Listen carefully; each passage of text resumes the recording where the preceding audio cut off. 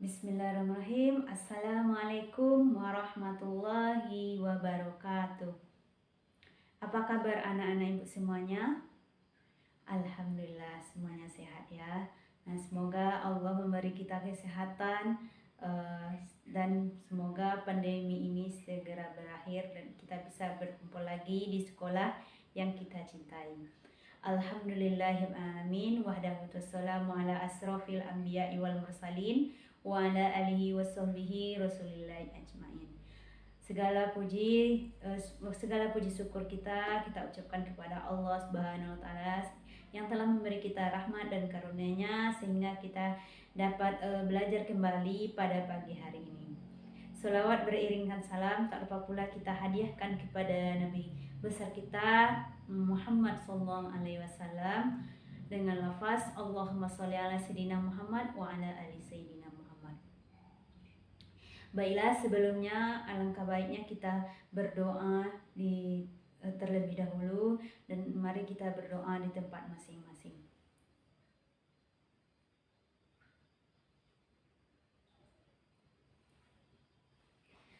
Semoga dengan kita berdoa tadi, pembelajaran kita dari awal sampai akhir hendaknya berjalan lancar. Amin ya rabbal alamin. Baiklah, sebelumnya kepada anak-anak ibu tolong ambil absensinya di grup WhatsApp-nya ya.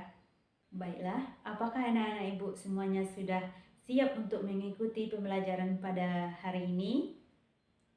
Ya, semuanya harus siap ya. Nah, baik, materi kita pada kali ini tentang perkembangan Islam di negara Eropa. Nah, kali ini kita bahas yaitu negara Rusia, yaitu perkembangan Islam di negara Rusia.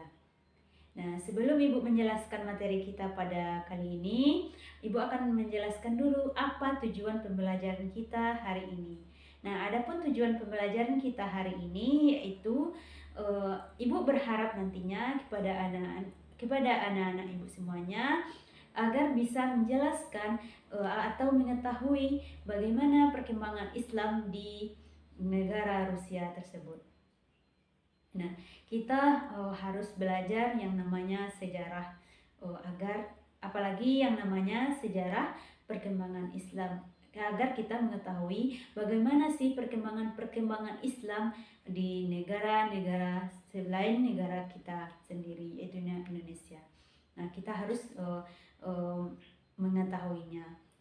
Dan anak-anak ibu jangan bosan dengan mempelajari yang namanya sejarah. Kepada anak-anak ibu semuanya, tolong menyimak materi yang ibu jelaskan nantinya. Baiklah, kita masuk pada materi yang pertama yaitu sejarah masuknya Islam di Rusia. Islam masuk ke Rusia pada tahun 992 Masehi ketika sekelompok etnis Rusia yang hidup di Siberia yang disebut Bulgar memeluknya dan kemudian menyebarkannya ke seluruh Rusia.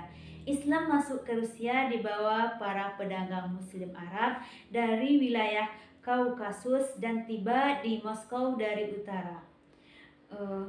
Yang diduga di beberapa sejarawan, mereka berpendapat bahwa Islam datang ke Moskow dari selatan, sebagian jalan paling mudah untuk gerakan kafilah pedagang. Sebab suku-suku Cossack Rusia yang terlatih untuk berperang telah berdiri menentang penyebaran dakwah Islam dan pengaruh Islam yang merayap menuju jantung Rusia.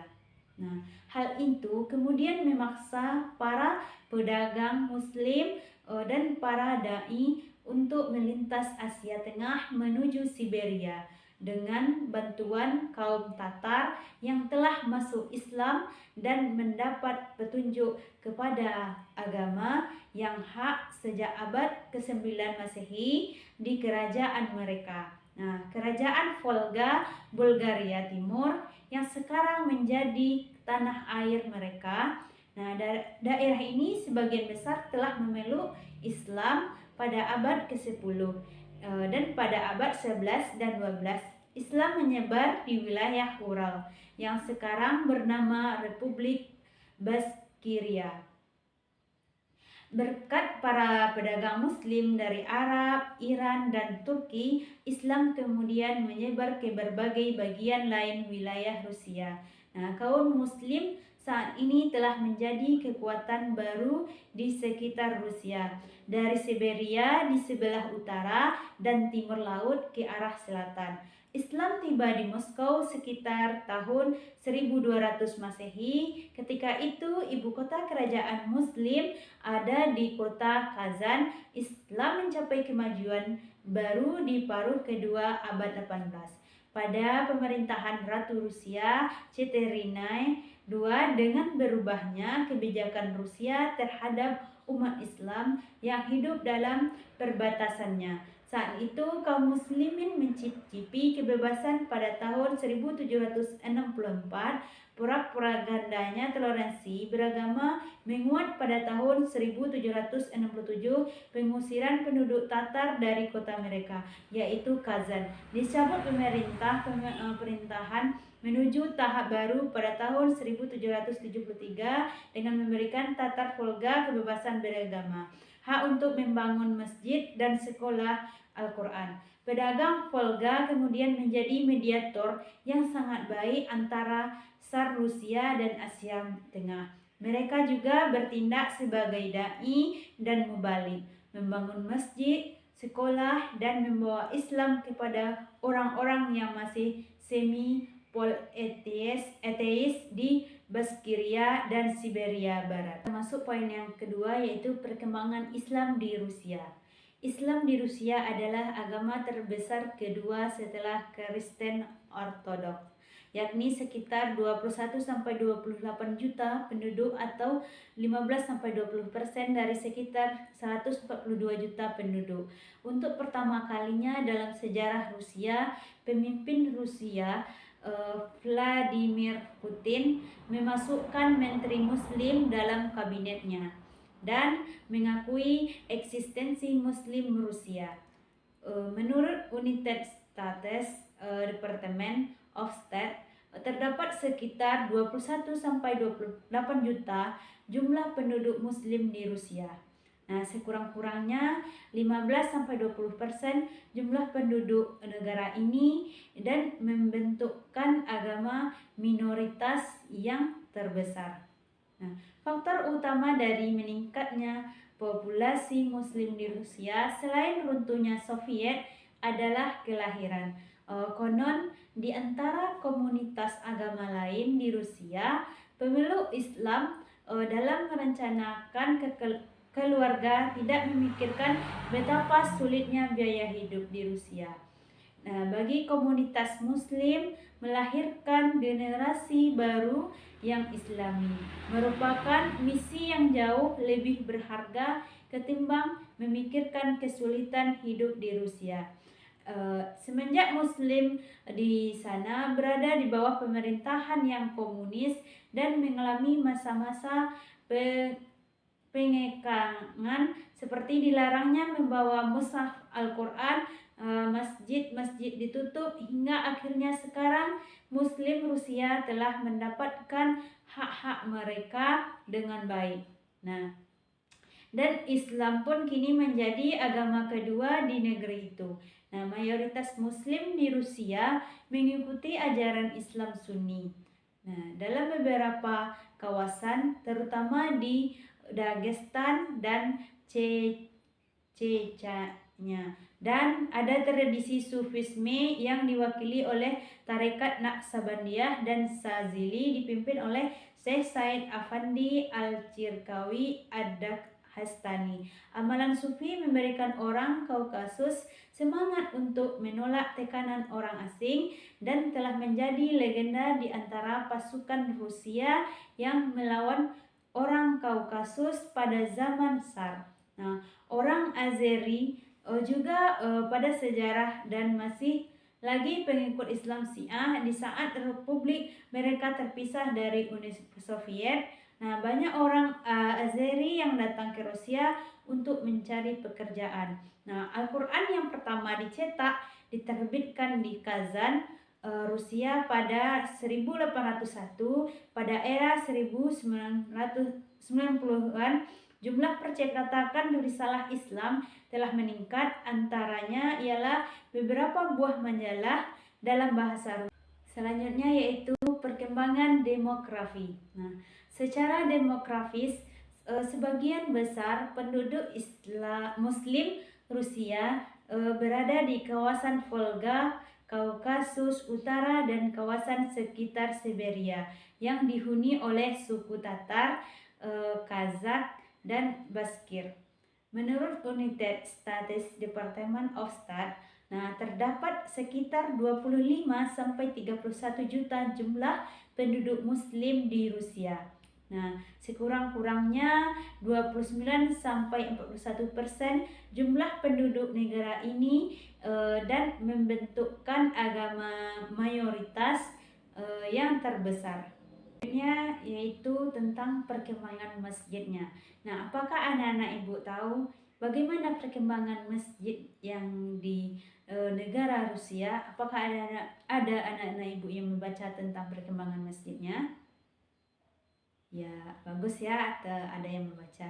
Di sini ibu akan menjelaskannya lagi tentang perkembangan masjid di negara Rusia. Secara resmi, jumlah masjid di Rusia mencapai 6.790 masjid. Namun jumlah sebenarnya jauh lebih besar dan terus bertambah di Dagestan. Di Dagestan saja terdapat antara 2.000 sampai 3.000 masjid. Dalam 10 tahun terakhir, jumlah masjid di Tatarstan telah melebihi 2.500 dan di ibu kota Rusia dengan jumlah pemeluk Islam yang melebihi 6 juta orang, terdapat 20 komunitas Muslim dan 5 masjid. Menurut pakar data Rusia, sedikitnya terdapat 9.000 masjid di Rusia.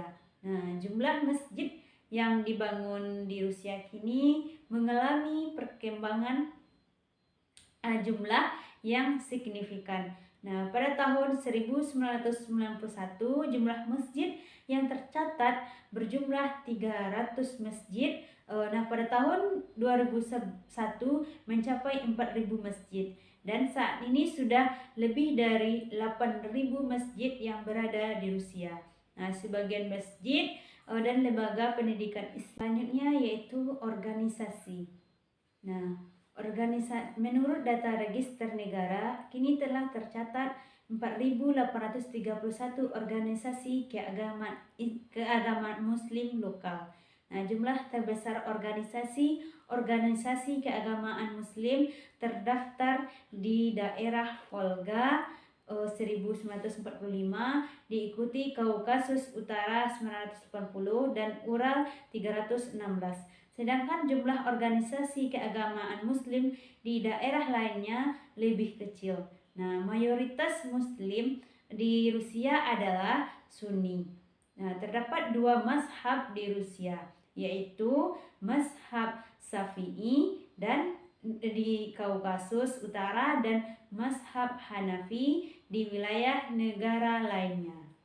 3 organisasi Muslim menurut status Dewan Federal atau Pusat adalah yang pertama yaitu Dewan Mufti Rusia. Ini berbasis di Moskwa. Pemimpinnya Mufti Rafael Gainuddin. Dewan ini dipimpin 1.686 komunitas. Yang kedua, administrasi keagamaan Pusat Muslim Rusia berbasis di Ufa, pemimpin oleh Mufti Talgat Tazuddin dan pemersatukan 522 komunitas. Kita masuki perkembangan pendidikannya. Perkembangan yang menarik lainnya juga terjadi dalam bidang pendidikan. Mulai dari madrasah ibtidaiyah sampai perguruan tinggi ini sudah ada di Rusia. Berdasarkan data Asia News, pada tahun 2011 itu terdapat 96 lembaga pendidikan Islam dan 7 universitas.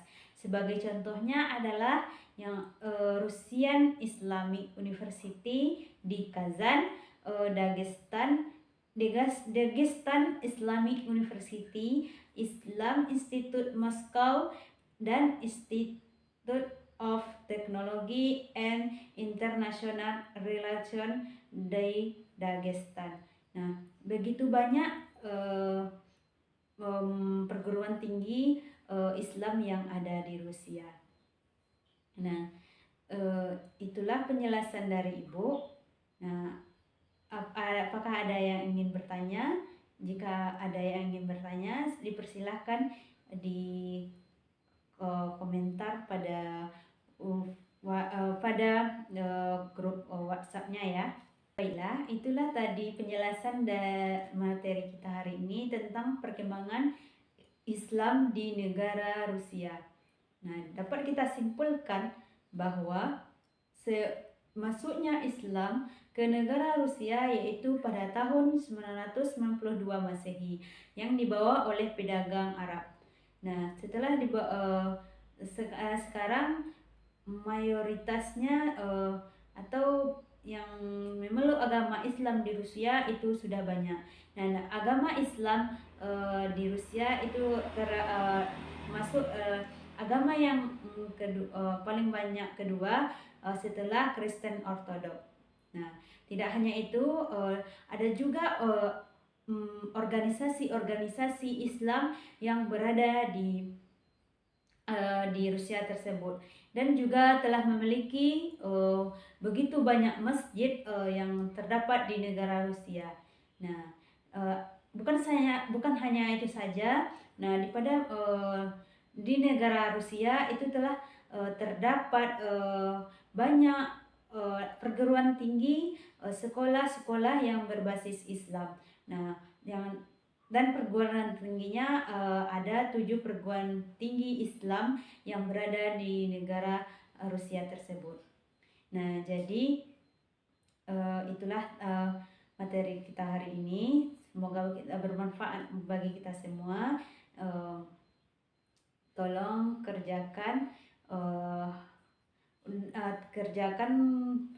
tugasnya pada halaman 100, dan tolong pelajari lagi dan diulang lagi materi yang Ibu jelaskan hari ini.